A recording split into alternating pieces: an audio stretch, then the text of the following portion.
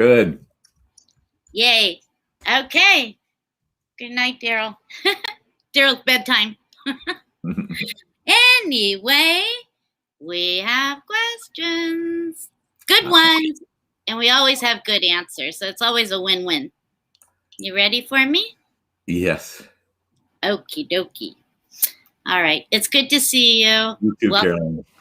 Thank you, Dr. R, very much. And good morning. And good morning to everybody who's going to be coming up. All right. Question number one.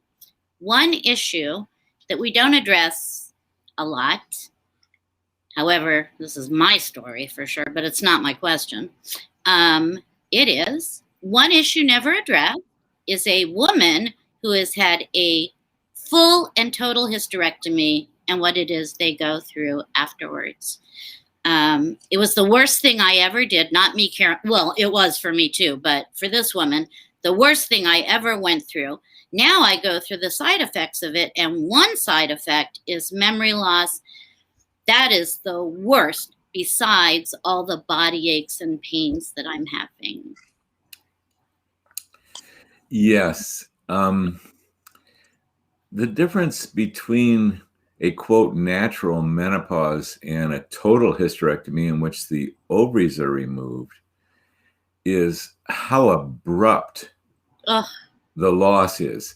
Like, for example, a more common process in a woman is that her hormone levels are the highest when she's plus or minus the age of 20, and they gradually decline, and then she's getting into her 30s and her 40s, and then, oops, bang, she comes off a cliff and the ovaries stop doing it, and there's a certain abruptness to that. And then the hormone levels of estrogen and progesterone and ultimately testosterone and DHEA are so low. But in a, quote, natural process, you can see that that's a gradual decline. 20s declining, 30s, 40s. Then comes a moment, a big moment in history when the periods stop and the ovaries really have stopped. Yeah. And then you start replenishing the hormones somewhere along the lines, and there's a major recovery for most women. And the difference, again, between a total hysterectomy is it's so abrupt. However, the remedy is the same. The ovaries aren't there in a woman with a hysterectomy. The symptoms that this particular woman is listing are so common. Oh, yeah. How many times have I heard trouble thinking, cognitive issues? That and weight gain, boy, they are some of the biggest drivers of all for women to seek support. The good news is that no matter when you are seeking that support, you have one job, whether you've had a total hysterectomy or in a, quote, natural menopause. One job. Find a prescriber, a healthcare professional who really knows what they're doing, best case, and get those hormones replenished in an excellent manner. And you can do that through the menopause method or in your town, most likely. There's people who are doing it. The interesting thing about a total hysterectomy or a natural menopause is even mediocrity of treatment works for a lot of women. I mean, I'm not out here to suggest mediocrity. No. The problem is it doesn't work that well for a lot of women. So they go from provider to provider to provider. They lay down a bunch of cash. They get mixed results. So often, I mean, I have a skewed demographic here. We hear from the women who aren't getting good results. We're not hearing from the women who, hey, they went on very basic replenishment therapy, whether it's the old-fashioned HRT, and they felt better. So we don't hear from them. Who am I hearing from? The women who got in a natural menopause or a total hysterectomy, and they went out there and looked for help, and the help they got wasn't working for them because they weren't in the hands of an expert, period, because it's at this time in history, it's very, very unusual for you to find someone who's really expert at this. But anyway, bottom line, go after the replenishing of the hormones no matter where you are right now.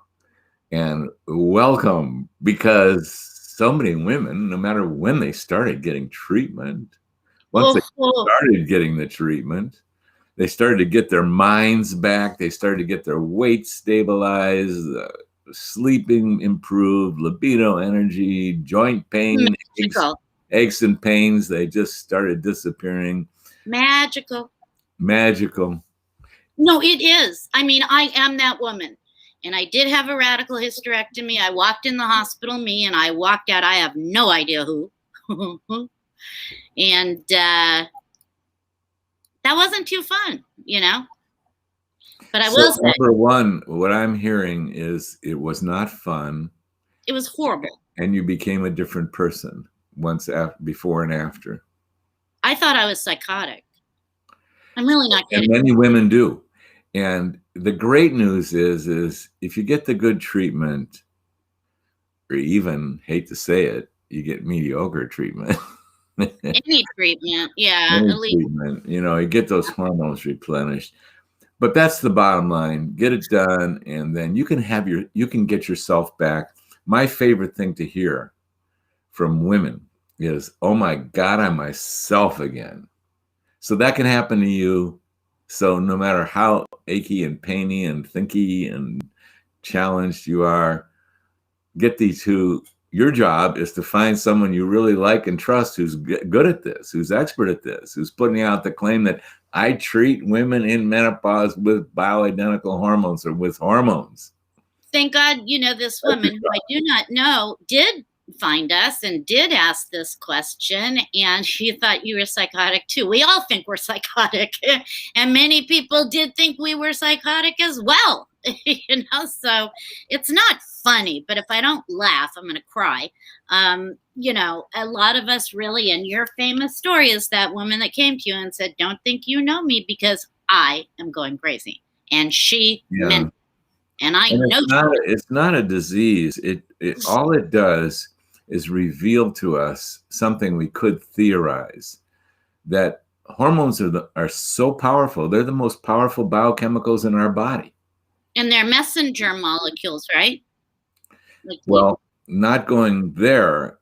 When we lose these hormones, they affect everything. And they're so powerful that it's no surprise that when we don't have them, that our mind, our emotions, our bodies, in very powerful ways can be adversely affected. But once again, restore those hormones and get ready for return of human. Yes, I remember a few years back writing to you and saying, "Oh my God, I feel so much better." And I remember you're writing back saying, "I am so tickled to hear that." Yeah, it's literally a wonderful thing. Yeah, it is a wonderful thing. There's help, there's hope. I always say that, my famous prescription writing, hang in there, It's not real prescription writing, but I swear to you, there is hope, and we're here, and can't agree with you more. Do the doctor shopping, find the good doctors, get on the hormones, and happily live your life. Because you say, too, that life is the greatest gift that we have, which of course it is. But sometimes we take that for granted, until some of us hit menopause and we're like, "Oh my God, what is this? This is not fun." So thank you so much for answering that question. I'm going to jump a bit just to ask you, if a woman has high estrogen, is it still possible that she can have vaginal atrophy? I want to say one more thing on the last question. Contact us. I mean, this is what we do. We specialize in treating women in menopause with compounded bioidentical hormones, and we specialize in it. So contact us at drr@menopausemethod.com, or go to our website, www.menopausemethod.com. We train and mentor physicians and nurse practitioners all over the United States. Back to your next question. Yes, is the answer. Okay, next question. No, I'm sorry. However, there's a myth here. How do you get vaginal atrophy? You get it from low estrogen. Right. However, it's a funny thing. It's not funny at all. When a woman starts losing her estrogen, which she does from the age 20 on, getting more dramatic in the 30s and the 40s, less and less estrogen. I mean, as I said many times, here's your peak estrogen level at the age of 20, decline, 30s, 40s. Oh, you get that, you get less estrogen over time, and you get vaginal atrophy. You need enough estrogen to have enough healthy vagina. And not only that, when you get vaginal atrophy, you also put your bones at risk, your arteries, your mind, everything else. So now, how in the world can you get less estrogen, but then come up with a statement like, I'm estrogen dominant? Right. Well, here's what happens. As you start losing that estrogen, your brain, your pituitary gland, your mind doesn't like it and doesn't consider it normal. So it tries to inspire those ovaries to revive. And for example, you're going to get these periodic outputs triggered by the hypothalamus, triggered by the pituitary, to put out these bursts of something to stimulate the ovary. And you're going to get these bursts of follicle stimulating hormone, trying to revive that ovary. And when you get that, you're going to get a little burst of estrogen. Throw in this other wonderful phenomena is if your tool bag is not strong enough in the face of the stress of life. I don't know if any of you out there have noticed that there is stress related to life. Maybe this is a brand new concept I'm introducing. God bless if it is. If I could live like that, I want to find you.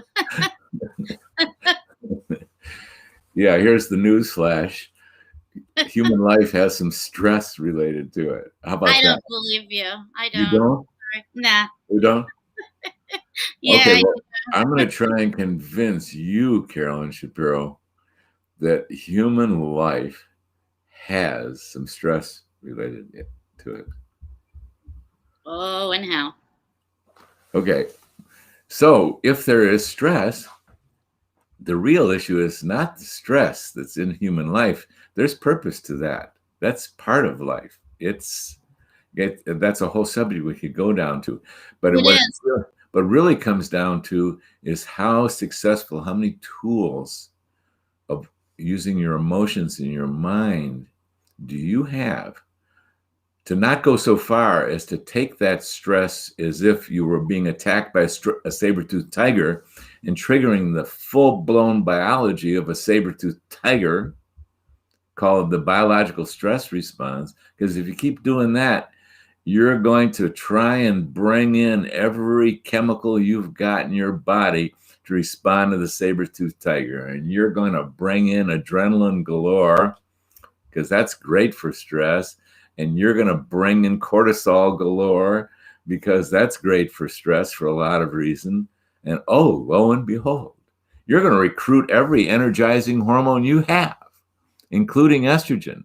So what little estrogen you have is because you're in a declining estrogen situation, you're going to bust it right into that stress response. You're going to recruit it. You're going to co-opt it, however you want to look at it. And it's going to be part of the stress response, as is your testosterone. So there you go.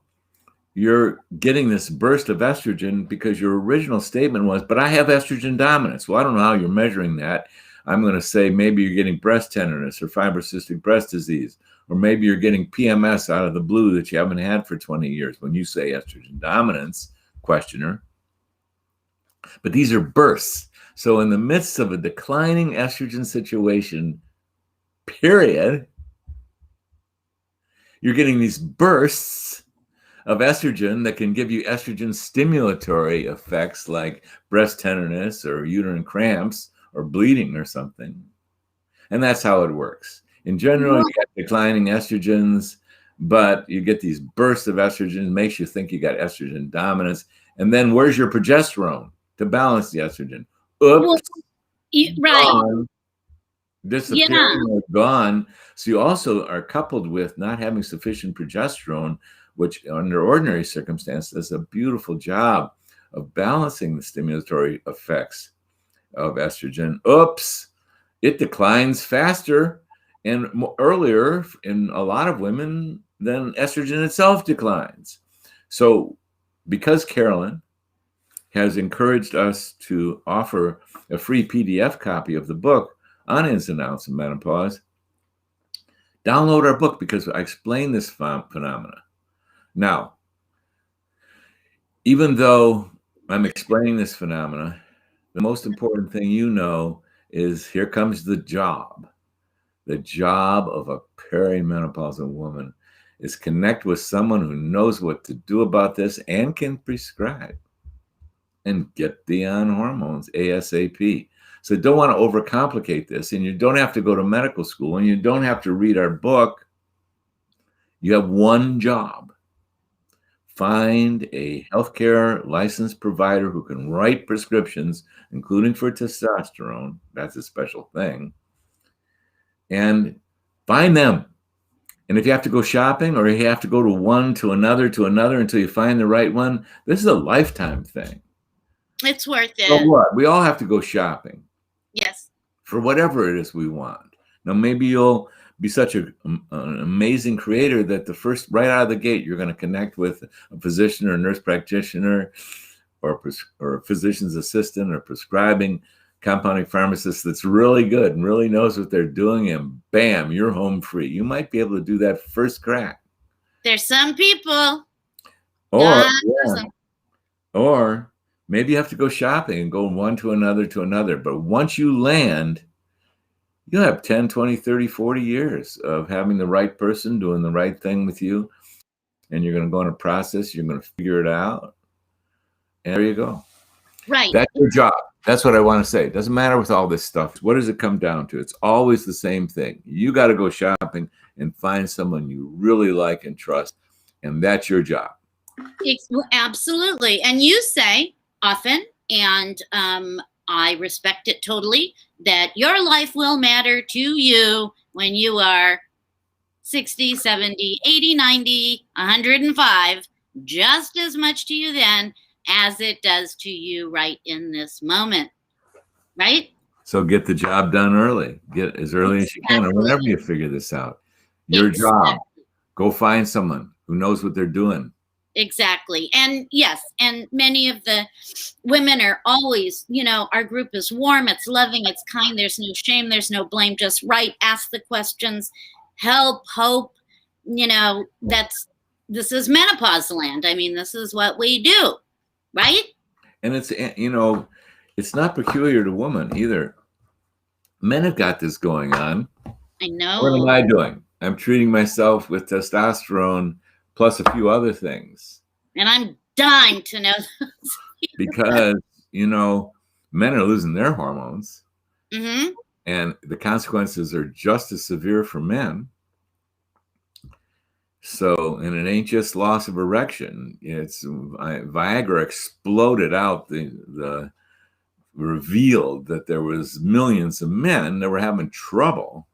But same problem, lose your testosterone, lose your mind, lose your drive, lose your energy, lose your muscles, lose your brain, lose your mood.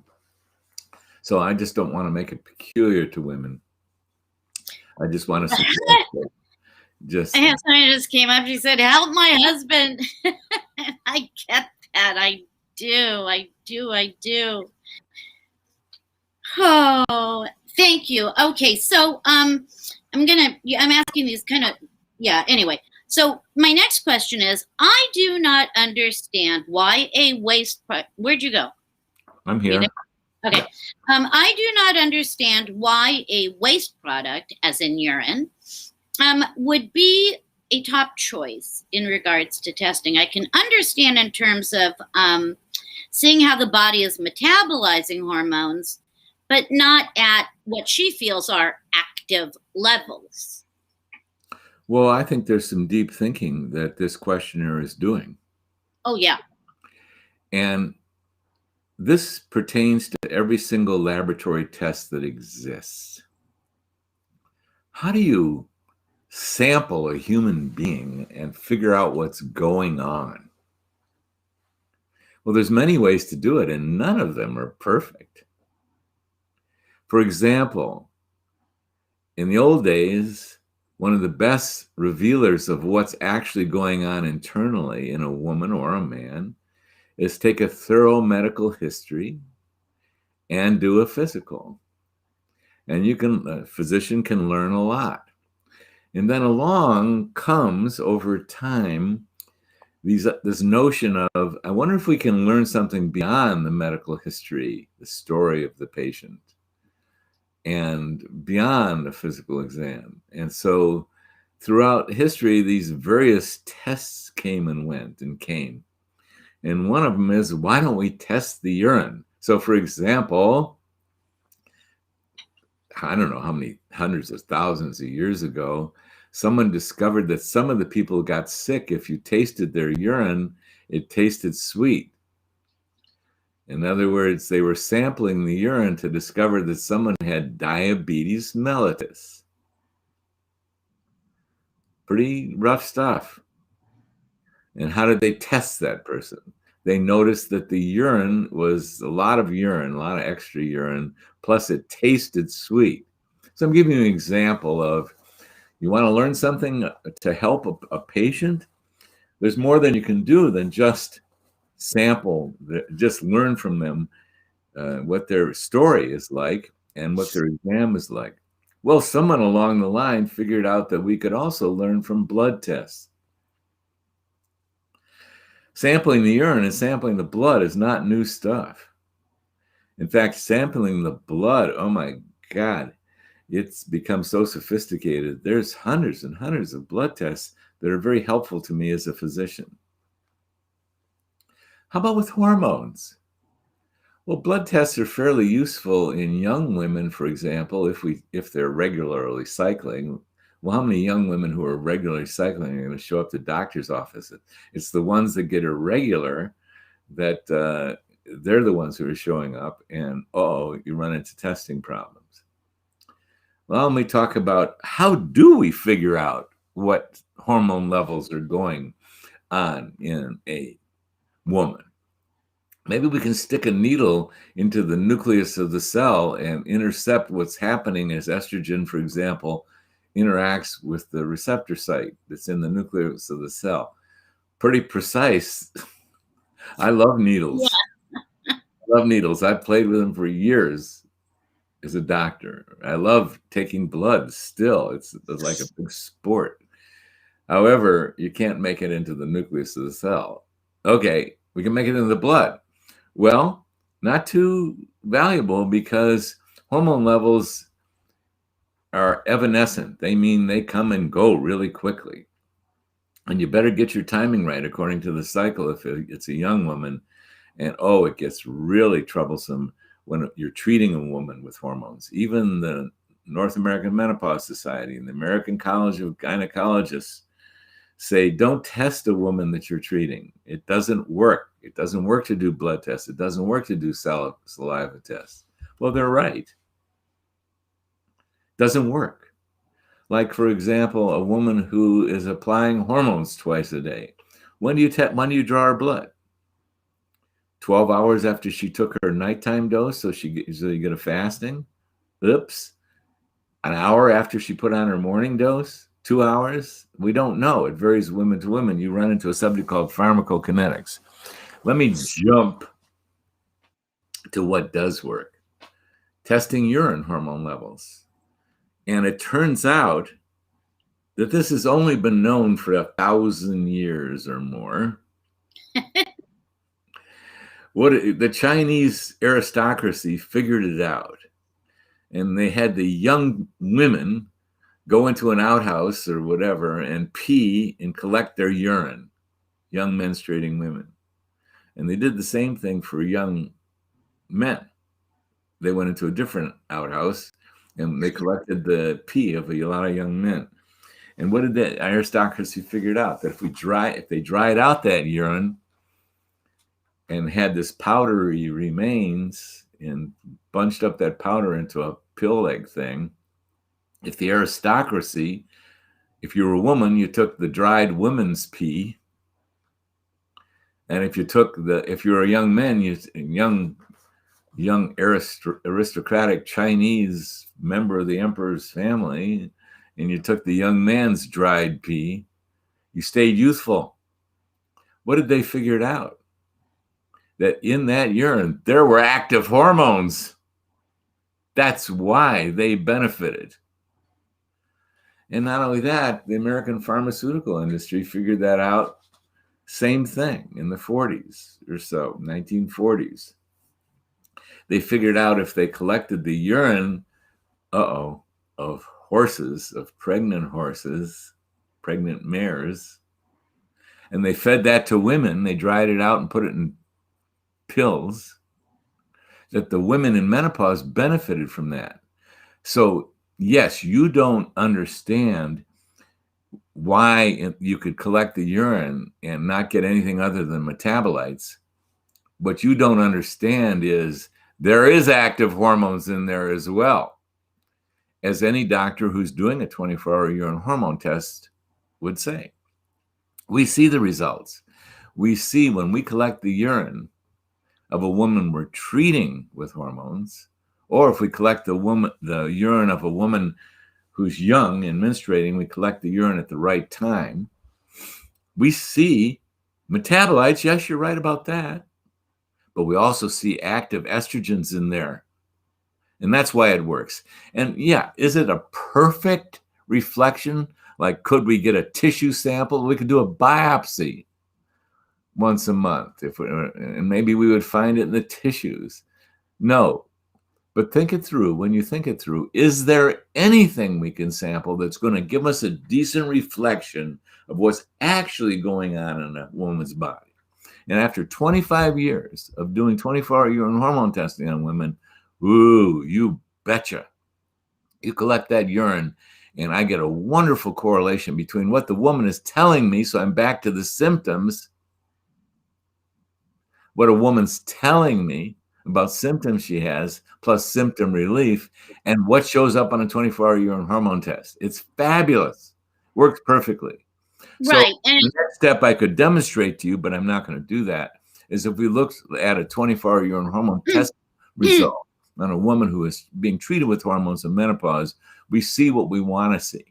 We see the active hormones plus the metabolites. So your theory of metabolites being the only thing showing up in a urine is not accurate. No, there's active hormones showing up there that correlate beautifully with what a menopausal woman is being treated with. Long answer. The short version is 24-hour urine hormone test is the best of all the possible ways to test a woman's something or other. 24-hour urine hormone test really does it. I'm not talking about the urine 5-point test where you pee 5 different times on a filter paper. No, I'm not talking about that. I'm not talking about serum testing, fraught with challenges. I'm not talking about saliva. I'm talking about the 24-hour urine hormone test. It's a beautiful reflection because it's got the parent hormones in there, the estradiol and the estrone, for example, that are potent. And it's also got the estrone. It's also got the metabolites. But the most important thing I learned is what are the levels of the potent hormones that are actually active? Estradiol and estrone. That's what I want to see. We call those the total potent estrogens. They're reflected beautifully in a 24-hour urine. Now, here's what's important to you, the questioner. You may be mystified about testing, and you may have questions about testing. But if you are working with someone who's taking the time to become expert in treating women in menopause, they're not going to be mystified about testing. They're going to understand the subject and they're going to have experience. And to cut to the chase, I don't know anyone who's going to really understand treating women in menopause unless they're doing a 24-hour urine hormone test. As you've out there, and they've been out there since 1970. The first report in the medical literature of an oncologist doing a medical study and using the 24-hour urine hormone test took place in 1970, late 1960s. It's been going on ever since. So this is not rocket surgery. So here's what you need to know. It's the same thing, always. I know why women are driven to try and learn as much as they can, because there's so much non-expertise out there.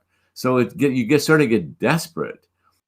Like, well, if I can't find someone who's going to learn it, I've got to educate myself to try and make the right choices. Okay, God bless you. I know that.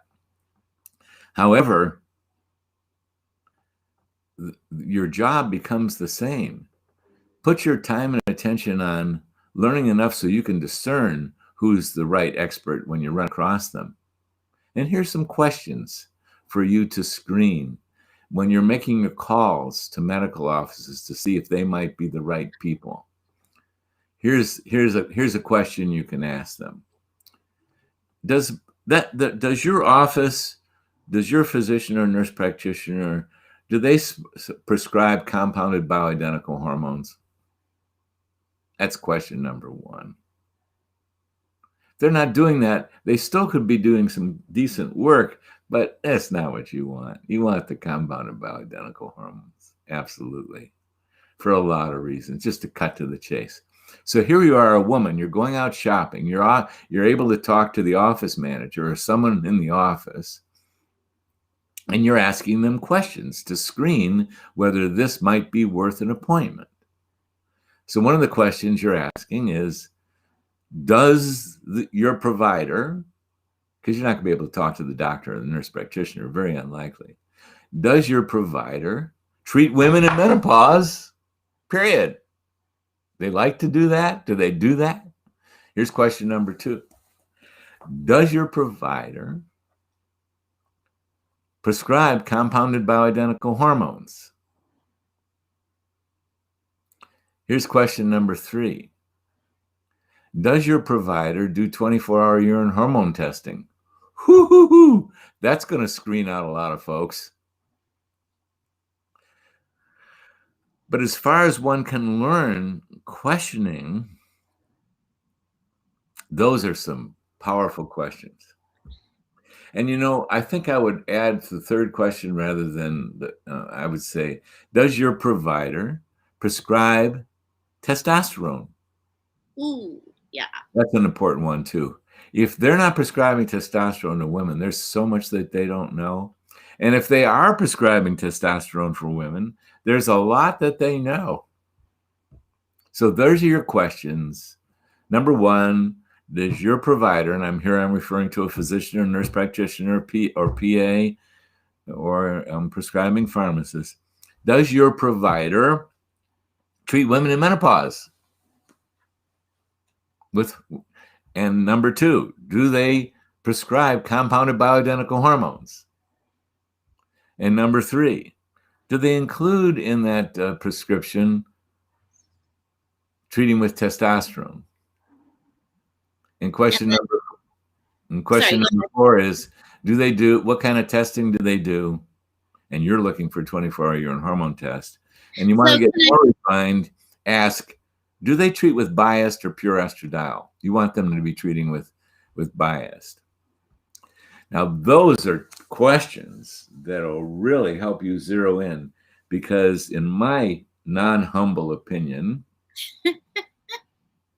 if they give you the right answer to all of that, they have really taken on the subject and they've really found their way to the best practices.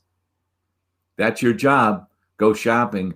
Ask the office manager, who's going to be the one you're going to be able to talk to. Those questions, those are very discerning questions. This is one of the most important things I've said, and I'm so glad that I got it this far since I've been on Facebook Live, is what do you as a woman, how do you do the most important job? Well, it's finding someone who really knows what they're doing.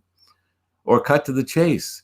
Contact us. This is all we do, is treat women in menopause, and the only thing that we care about is helping providers get expert.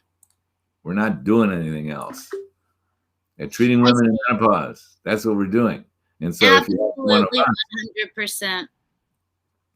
But anyway, super well-trained doctors. Sorry. That's your job. And ask those questions, because that's going to help you discern someone who has gone down the path of getting more and more expert. And if Right. they don't answer those questions properly, well, I don't want to dissuade you. If they're treating with hormones, my God, it's better than no treatment. You know, I want to just interject. My doctor, who I like very much, he's a pain doctor, and I, discussed hormones with him, and he said, you know what, Carolyn, he said, really, truth be told, this is many years into seeing him. He was like, menopause really is just not my thing. And I didn't quite understand that then. I well understand it now, and I really appreciated his honesty, because for me, I needed someone expert that and there are people out there, they love working with women in menopause. I am one of those people. I'm not a doctor. I just love working with women in menopause. And the important thing is for women is you women need to find a licensed healthcare professional. That means absolutely. That means physician or nurse practitioner or PA, because no one else can prescribe legally the hormones that you need. So absolutely. You need one of those professionals, and you need to find someone that you really trust and you really like. That's your job. Here we are on Facebook Live, and it always comes down to this. Your job is find someone who knows what they're doing and get on board, and you'll be so grateful for that partnership that you'll be doing with them. Yeah, yeah, absolutely. And it is very doable. And just stay, learn, listen, learn. Repetition breeds retention. I love that. I don't know what that is. Anyway, can we discuss, this is off that subject, but it's a question that came up. You okayed it. Can we talk about the MTHFR, which I know I can say what that is, gene, and how this affects menopause, and is there anything that we can do about it, or is that too heady? Well, no. There's a level of detail that emerges as science advances. And I first started hearing about this in the early 1990s. And the thing that you're referring to is a genetic discovery. And genes are really interesting. They're points of information, and they're at a very crucial point in human life. It's where energy meets form. Interesting. Genes are the place where information translates into physicality. Right. And they determine a lot of things. In fact, they'll probably determine 1 billion things in the human body. For example, genes determine how you relate to vitamins and minerals, as one example. Yes. And in fact, genes, the one you're referring to, the MTHFR, I keep forgetting exactly, relate to how your body relates to folic acid. Oh, folic acid is an essential nutrient. It's not optional. You better be eating food that contains folic acid. Mm-hmm. And you better be digesting and absorbing it. Well, if you're eating primitive and you have enough calories, you're not starving, and you're eating vegetables and whatever else you're eating, you're going to get enough folic acid. You're dealing with bottles, boxes, and cans, and you've shifted yourself away from the way our primitive ancestors used to had to grow stuff or go out and forage for stuff.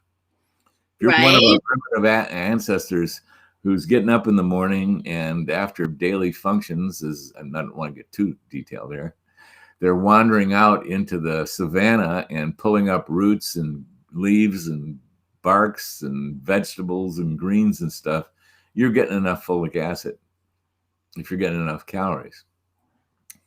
However, getting enough and eating enough and chewing it and digesting it isn't necessarily the whole story, because some of us have had a genetic mutation where even if we get enough folic acid, we're not processing it properly.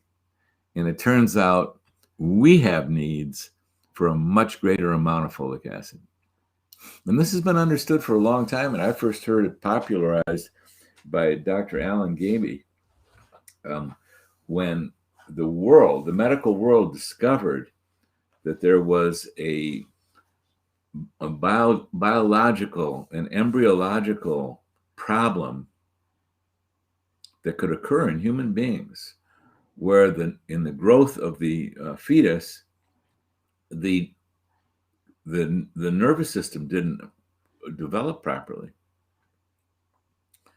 And they used to get these aberrations, they're rare, in which the baby was born in their lower spine. Right. Something wrong. They had something called spina bifida. They didn't look right. And they didn't function right. There's something happened that the whole process of the maturation of the nervous system, right down to the spinal column, did not maturate. And it was a real problem. And what did they discover? That could be prevented by giving the mother enough folic acid. Holy mackerel. Dr. Gaby has been recommending augmenting the diet of a pregnant woman with sufficient or robust amounts of folic acid, because if you do that, you're going to prevent neural tube defects. Holy mackerel. How significant is that? It's so huge. In other words, pregnant women should be on multiple vitamins that also contain adequate folic acid, just as what we call a shotgun therapy. We just try and cover enough bases to get it right. Yes. If we would just follow that recommendation of eat your vegetables and take some supplemental vitamins, including folic acid if you're pregnant, that would cover the American pregnant population. So okay, you could do a genetic test. You could discover that you're not converting folic acid. You could discover that you need to take supplemental folic acid because your genetics just don't permit you to metabolize and process folic acid in the healthiest of ways. So you could get that technical, but I'm trying to get you to bypass that. Forget about it. You don't need a blood test. Eat right. Take some supplements, and especially if you're pregnant, or even if you're not pregnant, even for your whole life, eat enough vegetables and take some supplemental B vitamins, including supplemental folic acid, and this will cover the whole population, and you won't have to figure out whether or not you have that genetic mutation, which you can test for these days. Bravo. But you got the money, you got the drive, why don't you test for 50 other things too? Do the basics. Eat organic, eat your vegetables, get rid of your boxes, bottles, and cans because they're not doing you any good. And take some supplemental vitamins, including folic acid. What about folate? Or folate. A lot of forms that you can take it. And then you don't have to worry about so many of these genetic mutations because the MTHFR is not the only possible mutation. No, I know. How do you cover all these crazy things that are being uncovered? It's great that they're being uncovered. God bless Dr. Gaby, his contribution to just treat women with folic acid if they're pregnant. Is it GABEY? It's cheap. Is his name GABEY? No, it's GABY. Thank you. But here's the thing you really need to know. If you're pregnant, eat organic, get rid of your bottles, boxes, and cans, eat your vegetables. Folic folate.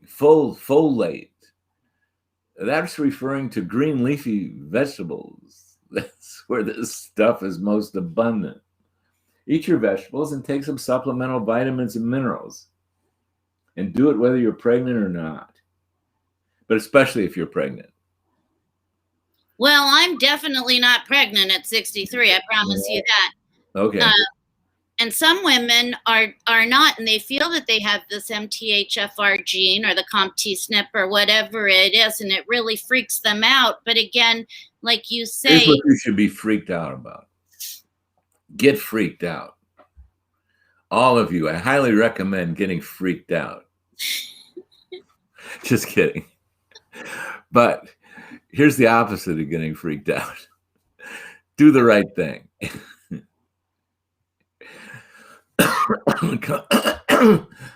Excuse me. Cover your bases. Tune up your diet to where you're eating organic. You're getting rid of your bottles, boxes, and cans. You're eating real food. You're chewing properly. Some of you have to supplement digestive enzymes. And take some nutritional supplements because we have to make up for our the craziness of modern life. Yeah. The vitamins and minerals, MTHFR or not. Right. We need extra. The demands on our modern day life. I'm not saying they were any less than our primitive life. There was plenty of demands on our primitive life, but also today it hasn't let up. No, it just So kind of. Here's what it comes down to. Eat organic. Get rid of your boxes, bottles, and cans. Eat your vegetables abundantly and take supplemental vitamins and minerals from good companies and know who those are and figure it out. And chew your food really well because you've got to be able to digest what you're putting in there. Eat those supplements with a good meal because that'll give you a lot of digestive enzymes in there to help. And you may have to augment digestion. Go to www.iwonderdoctor or a zillion other resources that give you common sense, things that everybody should be doing. And, you know, Carolyn, getting it down to why would this question of the MTHFR come up in menopause discussions? Comes up all the time. Because not having adequate folate can lead to improper processing of your ovarian hormones. Right. And so when do we find that out? We don't have to do genetic testing to find it out. We'll see these abnormal processing, these abnormal metabolizing things on 24-hour urine hormone tests. Right. So what do we do when we see that? We try and improve the metabolic processing. And I don't go and order that MTHFR. I don't have to do that. I see that, there's processing troubles here. Why don't we do common sense, seeing if we can address this? So what I'll say is, I'm repeating myself. Careful with what you're eating. Go organic. Get rid of your bottles, boxes, and cans and eat fresh food. Pretend you're a cave person and you're only able to eat. And you're only able to shop and bring into your house what we were able to do 1,000 years ago or 5,000 years ago. Primitive. Eat your vegetables, chew them really well. Maybe you have to enhance your digestion with hydrochloric acid and digestive enzymes because this happens to us. It does.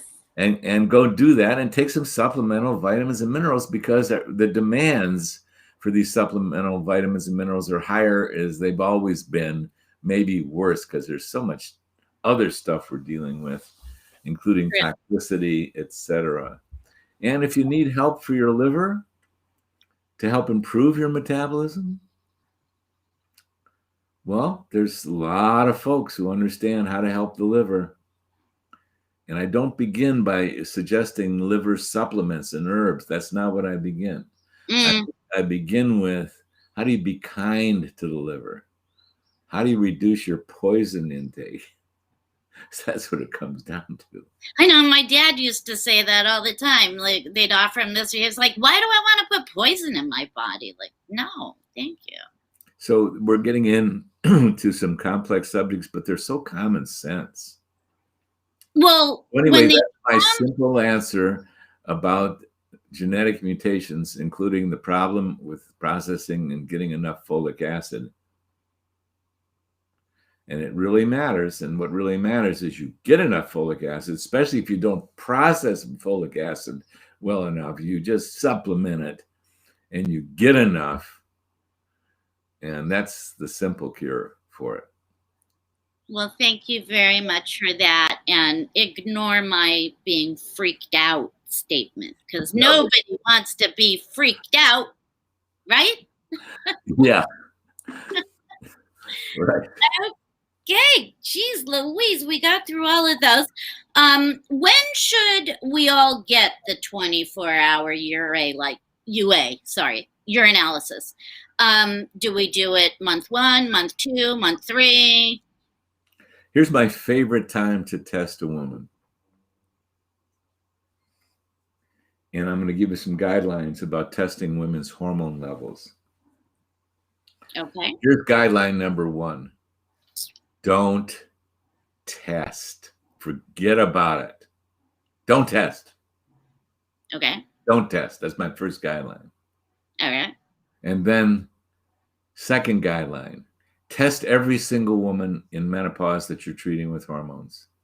Absolutely. Here's the third guideline. Test them at the right moment. Here's the fourth guideline. That right moment is when a woman comes to a situation where she says, oh my God, I've been taking hormones and I feel like myself again. That's when you test her. When does that occur? Anywhere between the 2nd and 6th month of replenishing hormones. It's a process to replenish hormones and to get your body back on track, and where you could say, oh my God, I'm feeling myself again. We test 100% of our patients. And my favorite time to test is when she says, gosh, I've been on the hormone program and oh my God, I'm feeling myself again. That's when you test her. Okay. Now, there is an exception to that. Sometimes in that 2 to 6 months trying to figure out, we can't figure out, it's not making sense. So we'll test to see if we can get more information. And what we are really testing for is he having absorption issues or processing issues. So occasionally, rarely, we'll do more than one test in that first year. Now here's, and it's when we can't figure someone out. Now, here's what I didn't say. Don't try and test a woman in the perimenopause. Don't try and test a young woman if she's irregular. You're going to get conflicting results that are going to confuse you. If you test her on a day when her pituitary gave a burst, you're going to get a woman who's got high levels of estrogen. Meanwhile, she's telling you that she's getting hot flashes in the middle of the night.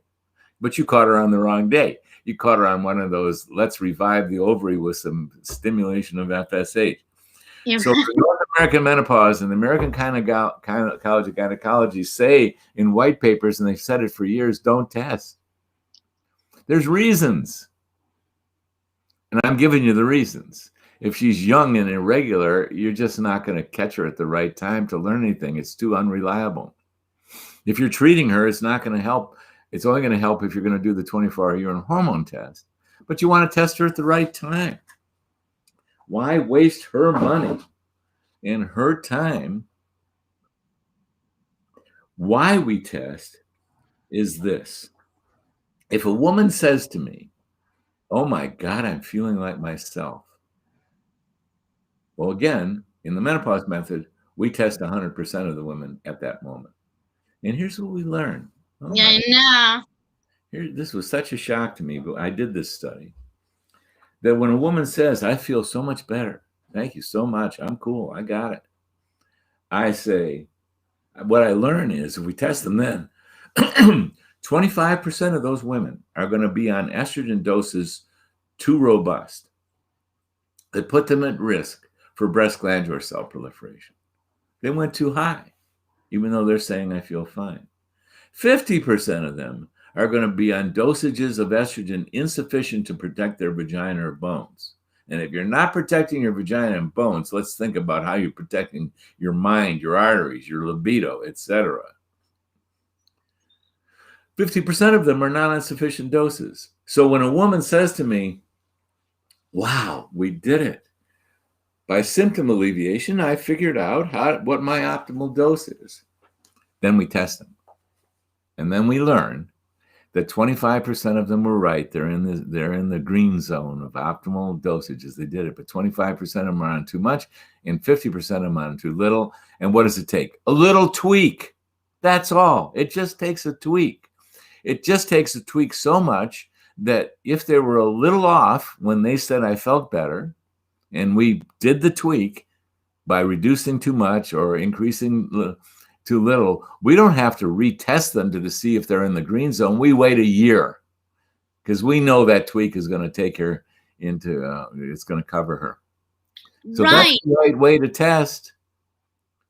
Yes, exactly. A question had come up. I see this here. It says, why is bias best? It's I'm going to get a screenshot of all of these. I'm going to go through them and I'm going to write them down and we're going to get to them on Thursday. I will do my very, very best. But a question, now I'm forgetting what the question was. It had to do with dosages like 50-50, 80-20, 70-30, blah, blah, blah. So you're the one that created this, or you and Dr. Jonathan Wright and the amazing gods of medicine. Gods of medicine. Do you know the gods of medicine, Carolyn Shapiro? Well, my father was one. Of course I do. Oh my God, the gods and goddesses of medicine. Indeed. And they are wonderful. Do you think they're active in what's going on here on the planet Earth? Do you think they're channeling without a doubt. Yeah, in my belief system, and you might think I'm a little whack, but yes, I do. And well, this is good to know. I wanted your opinion on this, and I'm going to quote you. I'm going to say, well, Carolyn Shapiro says there's such a thing as the gods and goddesses of medicine. They are, and we get that they're channeling through actual human beings. I know. So now everybody's going to think I'm a little left to center, and that's fine. It's okay. But I do believe that we stand on the shoulders of giants. I really do. And so you gods and goddesses of medicine have figured out one way or another how to get the milligrams per milliliter right, how to do the 50-50, the 80-20, the 70-30, the 60-40, and that's the tweaking. Am I correct? Yes, it is. And here's my suggestion that's a big enough question. Let's lead off with that next time. Okay, I'm writing that. Here's another suggestion, that all of us take a deep breath, close our eyes, and pause to feel an internal prayer that the gods and goddesses of menopause and andropause come stronger into the hearts and minds of the human beings and help revive and rescue and support the millions and millions and millions and millions of women in the United States and all around the world who can benefit so much by hormone replenishing. And let's see it, that this miracle is taking place in these gods and goddesses that Carolyn Shapiro herself is calling forth. Let's see them really just bring it all in, and the world revive, even to a greater extent, feminine energy and feminine recovery, and the recovery of the divine feminine into the functioning and leadership and choice making of this earth. Restoration of the divine feminine into this earth.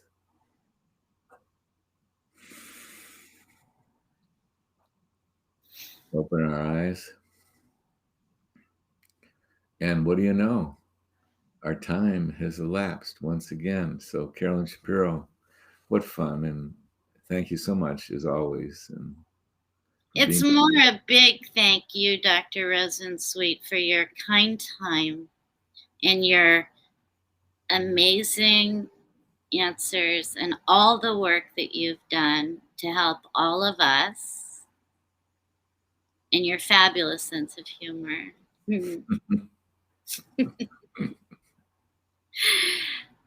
Dr. Rosensweet will send me a screenshot. Oh, I get them. I do. And yes, we will go ahead. We're going to start off leading with that question. I'll be speaking with the gods and goddesses all day as I walk around. But they don't get me wrong. In my mind, they absolutely exist. And that was a beautiful way out.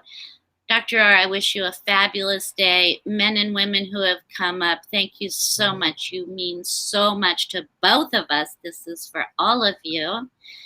God bless, and we will talk again on Thursday. Bye.